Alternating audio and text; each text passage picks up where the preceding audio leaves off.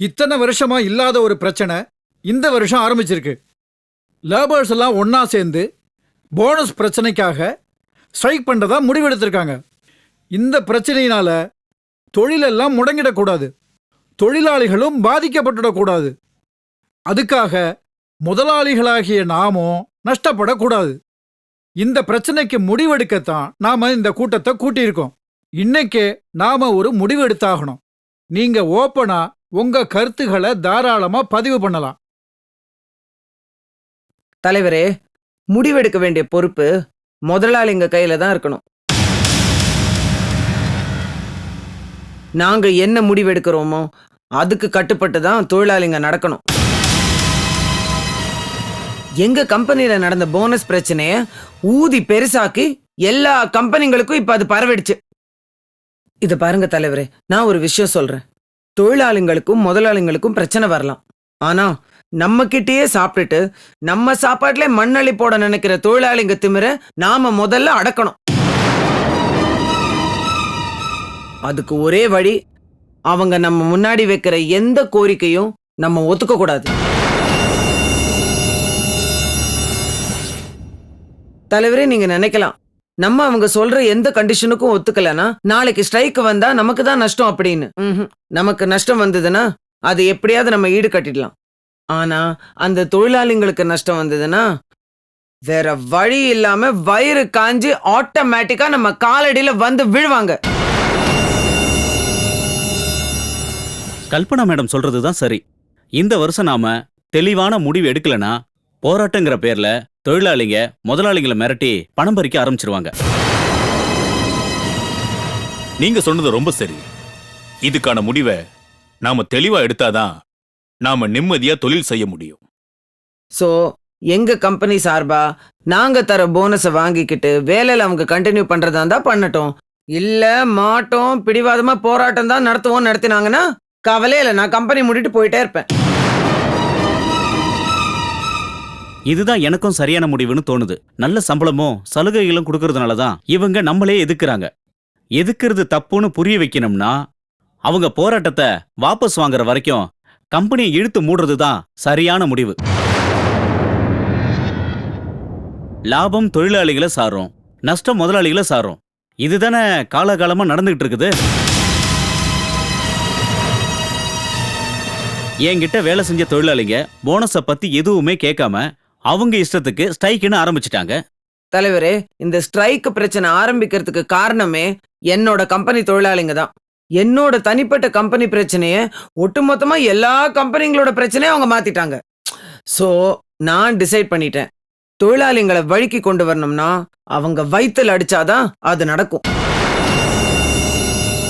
ஒண்ணு இல்லாதவங்களாம் ஒன்னா சேர்ந்தவங்க பவரை காட்டும் போது எல்லாம் இருக்கிற நாம ஒன்னா சேர்ந்தா என்ன ஆகுங்கிறத அவங்களுக்கு காட்டணும். இதுவே நம்ம தீர்மானமா இங்க முடிவெடுக்கணும். இப்போ ஒரு நிமிஷம், நீங்க எல்லாரும் உங்களோட கருத்துக்களை சொன்னீங்க. நான் சில விஷயங்களை பேசணும். சார், இது லேபரர்ஸ் யூனியன் மீட்டிங் கிடையாது சார், தொழிலதிபர்களோட மீட்டிங். சம்பந்தம் இல்லாதவங்களா யார் சார் உள்ள விட்டா? மேடம், சம்பந்தம் இல்லாம நான் இங்க வரல. தலைவரோட சம்மதத்தோட தான் நான் இங்க வந்திருக்கேன். சார், இந்த மீட்டிங் இப்படி முறையில்லாம நடக்கும்னு தெரிஞ்சிருந்தா நான் சத்தியமா இங்க வந்திருக்க மாட்டேன் சார். மேடம் சொன்னாங்க தொழிலாளர்களோட வயித்துல அடிச்சாதான் அவங்க நம்ம வழிக்கு வருவாங்கன்னு. மேடம், நீங்க வயிறார சாப்பிடுறதுக்கும் அந்த தொழிலாளர்கள் தான் காரணம். நீங்க ஏசி கார்ல சொகுசா போறதுக்கும் பட்டு மெத்தையில நிம்மதியா படுத்து தூங்குறதுக்கும் தொழிலாளர்கள் தான் காரணம். ஏய், நீ ரொம்ப பேசுற. நான் உங்ககிட்ட பேசல மேடம். சார், தொழிலாளர்கள் அவங்களோட நியாயமான உரிமையை தானே கேக்குறாங்க, சட்டம் கொடுத்த சலுகையை தானே கேக்குறாங்க. கொஞ்சம் யோசிச்சு பாருங்க. ஒவ்வொரு முதலாளியும் பணத்தை இன்வெஸ்ட் பண்றதை தான் பெருசா பேசுறாங்க. அதை விட அதிகமாவே ஒவ்வொரு தொழிலாளியும் உழைப்ப மூலதனமா கொடுக்கறாங்க. அவங்க கஷ்டப்பட்டு சிந்துற வேர்வைதான் காசா மாறுது. அப்படிப்பட்ட தொழிலாளர்களோட கண்ணீரையும் கஷ்டத்தையும் துடைக்க வேண்டியது ஒவ்வொரு முதலாளியோட கடமை. ஹலோ, எங்க கடமை என்னன்னு எங்களுக்கு தெரியும் சார். நம்ம அவங்களுக்கு வேலை கொடுக்கலனா அவங்களோட நிலைமை என்னன்னு கொஞ்சம் யோசிச்சு பாருங்க. சாரி சார், நான் என்ன சொல்றேன்னா, அவங்க இல்லைன்னா நீங்க யாரும் இல்ல. அவங்க 60% போனஸ் கேக்குறாங்கன்னா 40% கொடுக்கறேன்னு சொல்லுங்க. உங்களோட நிலைமையை எடுத்து சொல்லி, இந்த வருஷம் இதை வாங்கிக்கங்க, அடுத்த வருஷம் இதை விட அதிகமா தரேன்னு சொல்லுங்க.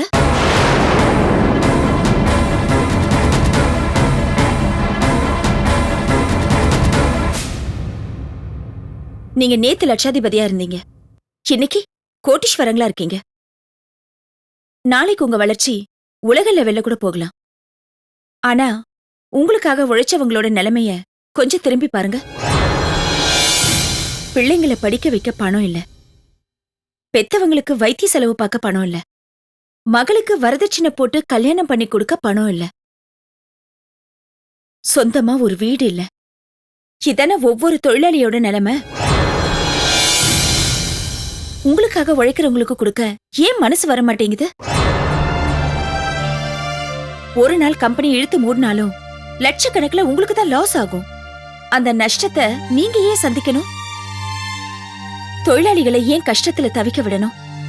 அத நீங்க யோசிங்க. அவங்க கேக்குற நியாயமான கோரிக்கைய நீங்களே ஏத்துக்கிறதுல தப்பே இல்ல. இவங்க சொல்றதுலயும் நியாயம் இருக்கு. என்ன நியாயம் சார்? அவங்க சொல்றது வார்த்தைக்கு வேணா நல்லா இருக்கலாம், ஆனா நடைமுறை வாழ்க்கைக்கு அது ஒத்தே வராது. பிரச்சனை வேண்டாம். நமக்காக உழைக்கிறவங்களுக்கு நம்ம லாபத்தை கணக்கிட்டு சரியானபடி போனஸ் கொடுக்கறதுல தப்பே இல்ல. எனக்கும் இதுதான் சரின்னு படுது. அப்ப ஒரு முடிவுக்கு வரலாம். நாமெல்லாம் தொழிலாளங்க கிட்ட பேசுவோம், அவங்க நிலைமைக்கு தகுந்த மாதிரி போனஸா முடிவு பண்ணுவோம்.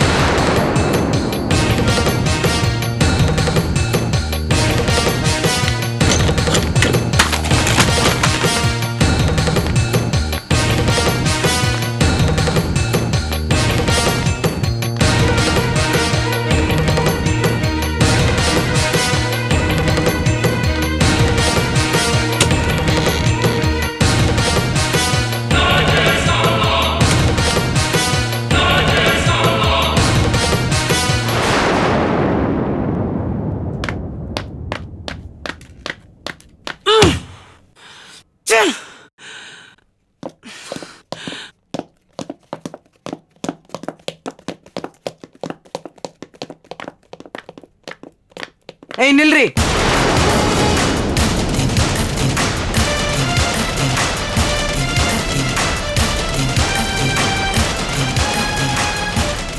என்னது? நில்லு டியா? மரியாதையா பேசுங்க மேடம். உனக்கெல்லாம் எதுக்குடி மரியாதை? ஒரு ஆபீஸ்ல கூலிக்கு மாரடிக்கிற கொத்தடிமணி எதுக்குடி இங்க வந்த? கொத்தடிமை அது இதுனாலும் பேசாதீங்க. எங்க பாஸ் வர முடியாததுனால நான் வந்தேன். வந்தா ஒரு ஓரமா உட்கார்ந்துட்டு வேடிக்கை பார்த்துட்டு மரியாதை எழுந்திருச்சு போயிருக்கணும்ல.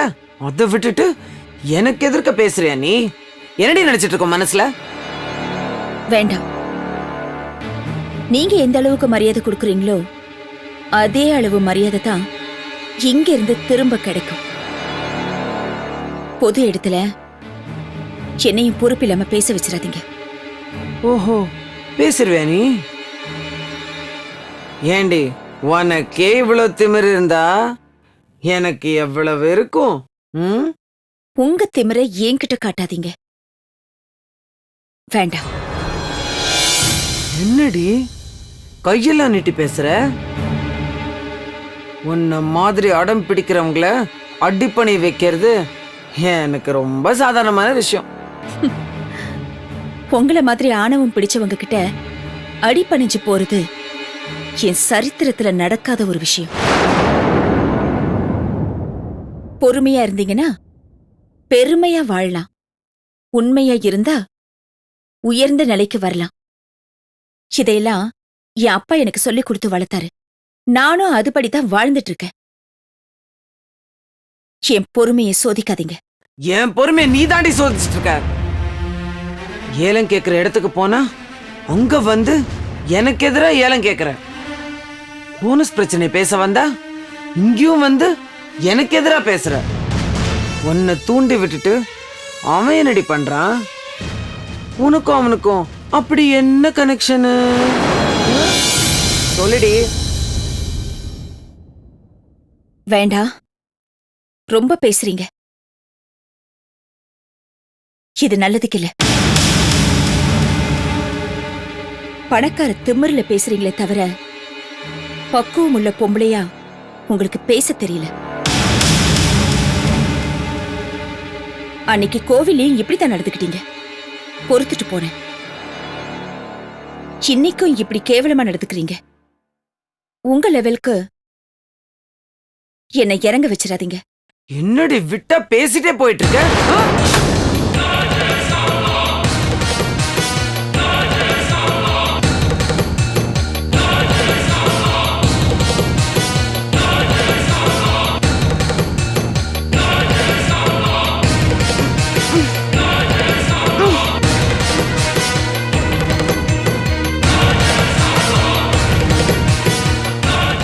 அடிக்கிறதுன்னு முடிவு பண்ணிட்டா நானும் திருப்பி அடிக்க வேண்டியதா இருக்கும்.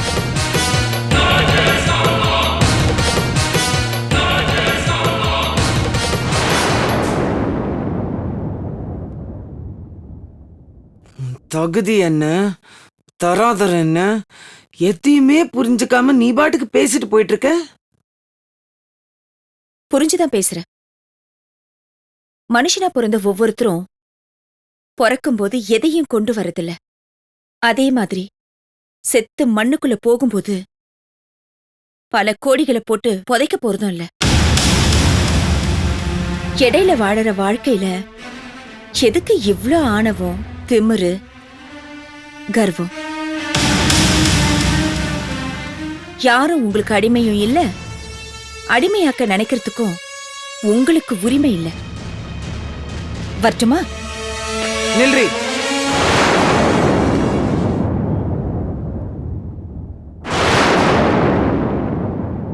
தப்பு தப்பு தப்பு தப்பு தப்பு, எங்கேயோ எங்கேயோ தப்பு நடந்திருக்கு. அன்னைக்கே உன் பாஸோட குடும்பத்தையும் அவன் கம்பெனியும் அப்படியே கிரஷ் பண்ணிருக்கணும். அன்னைக்கு நான் விட்டதுனால அவன் தப்பிச்சிட்டான். அவன் தப்பிச்சதுனால இன்னைக்கு நீ அவன் கம்பெனில ஸ்டாஃபா வேலை பார்த்து இங்க வந்து எங்கிட்டே வாதாடுற. அப்ப விட்டது இப்ப முடிக்கிறேன்டி. போய் உன் பாஸ் கிட்ட சொல்லு, அவன் கதையை முடிச்சிருவேன்னு. போ.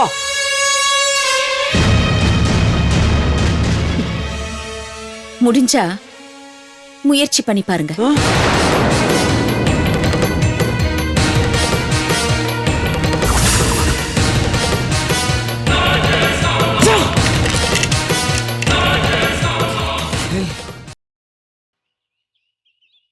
சார், என்னாச்சு? நீங்க நினைச்ச மாதிரி இல்ல. உங்க வாழ்க்கை, அதுக்கு பின்னால இருக்கிற சோகம் எல்லாத்தையும் என்கிட்ட சொன்னீங்க. அதை கேட்டு எனக்கு கஷ்டமா இருந்துச்சு. கோவில்ல நடந்த சம்பவத்தோட அவங்க என் மேல இருக்கிற பகையை நிறுத்திடுவாங்கன்னு நான் நினைச்சேன். ஆனா அப்படி இல்ல. என்னாச்சு? ஏதாவது உனக்கு நடந்துச்சா? நடந்துச்சு. நீங்க சொல்லி அனுப்பின மாதிரி நான் அவங்க கிட்ட பேசினேன். கோவப்பட்டாங்க. முதல்ல எனக்கு புரியல, அவங்க ஏன் என் மேல கோவப்படுறாங்கன்னு. அப்புறம்தான் புரிஞ்சுது, அவங்க கோவம் என் மேல இல்ல, உங்க மேலன்னு. என்ன சொன்னா? உங்களையும் உங்க பிசினஸையும் அழிக்கணுங்கிற முடிவோட இருக்காங்க. அது அவளால முடியாது ஸ்னேகா. அப்படி நினைச்சிடாதீங்க சார். நான் சொல்றேன்னு தப்பா நினைச்சுக்காதீங்க. ஆஃப்டர் ஆல் ஒரு ஸ்டாஃப் தானே, இவ சொல்லி நாம கேட்கணுமா அப்படின்னு ஒரு முடிவுக்கு வந்துடாதீங்க சார். நான் எங்க அப்பாவோட வளர்ப்பு. எங்க அப்பா எல்லா விஷயத்துக்கும் ஒரு முடிவு சொல்லுவாரு. அது சரியா இல்ல தப்பான்னு என்னால யோசிக்க கூட முடியாது. ஆனா அது எல்லாமே சரியா இருக்கும். இது நான் எங்க அப்பா கிட்ட கத்துக்கிட்ட பாடம். அதை வச்சுதான் சொல்றேன். எதிரிகளை நம்ம ஈஸியா ஜெயிச்சிடலாம், அவங்க எப்படி எதிர்ப்பாங்கன்னு நமக்கு தெரியும். ஆனா துரோகிகள் நாம எதிர்பார்க்காத நேரத்துல, எதிர்பார்க்காத விஷயத்துல நம்மள காலி பண்ண ட்ரை பண்ணுவாங்க.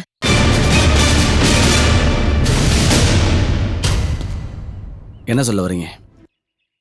கொஞ்சம் ஜாக்கிரதையா இருங்க சார். என்ன பயமுறுத்திட்டாளா உங்கள?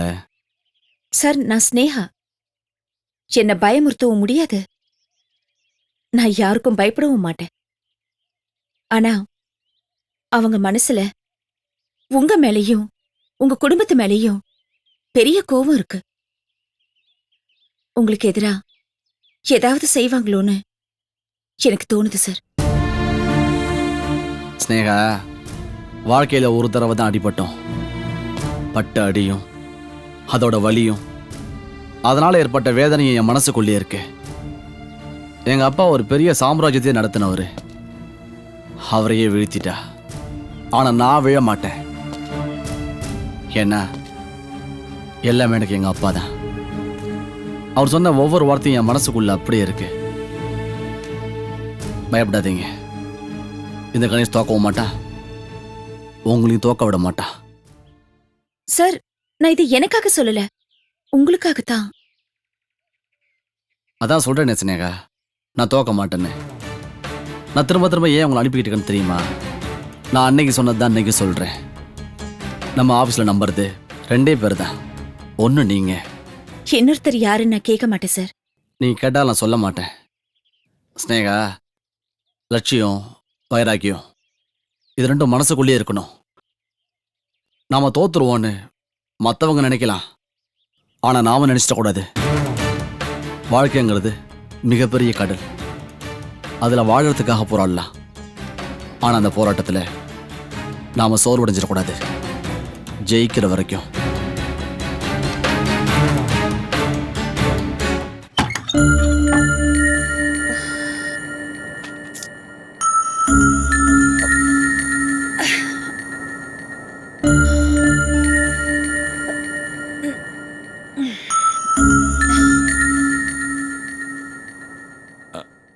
லட்சுமி, இவ்வளவு நேரம் ஆயிடுச்சு. என்னம்மா பண்றது? ஒவ்வொரு பஞ்சாயத்தும் புதுசா இருக்கு. என்ன இந்த குமாருக்கும் லதாக்கும் குடும்பம்னா என்னன்னு புரிய வைக்கிறதுக்குள்ள போதும் போதும்னு போயிடுச்சு. ஒரு வழியா பிரச்சனை தீர்ந்துடுச்சு. ஆமா, இந்நேரத்துக்கு நீ யாருக்கு காஃபி போட்டுட்டு இருக்க? இப்பதான் ஸ்னேகா வந்தா, ஒரே தலைவலியா இருக்கு, காஃபி வேணும்னா அதான் காஃபி போட போறேன். தலைவலியா? ஏன் கண்ணம்மா? ஆமாங்க ஐயா, வரும்போதே ரொம்ப டல்லா வந்தா. என்னன்னு போய் பாருங்க. ஏதோ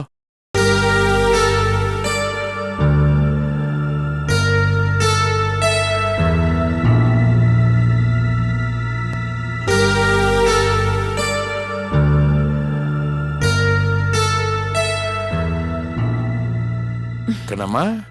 அப்பா. என்னடா என்னாச்சு? தலைவலின்னு அம்மா சொன்னாங்க.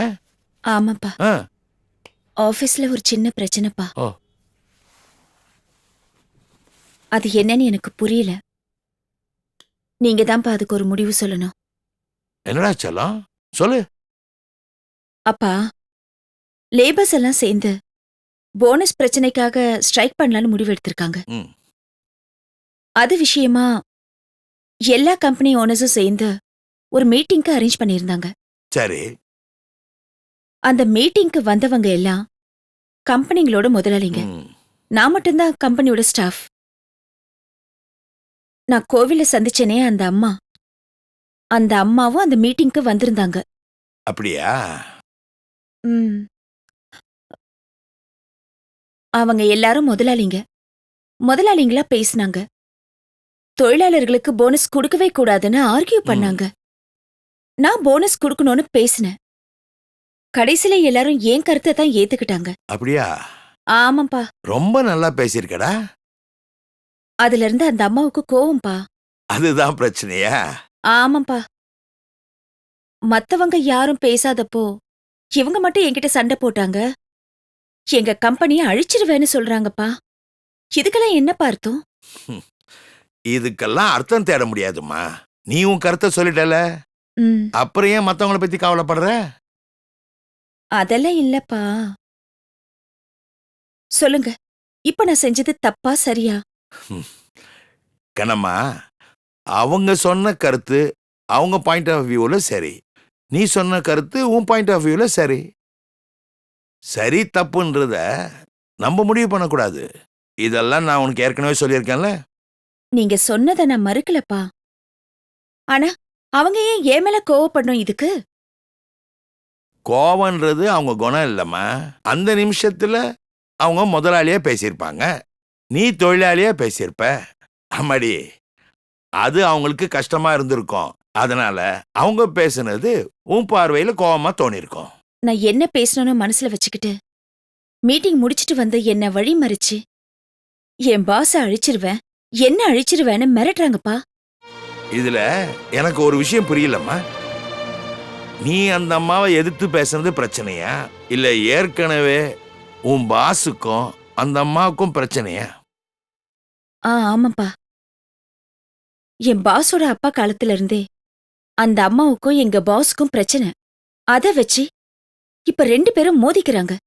இருக்கட்டும்மா, அது அவங்க பிரச்சனை. இதுல நீ ஏன் தலையிடுற?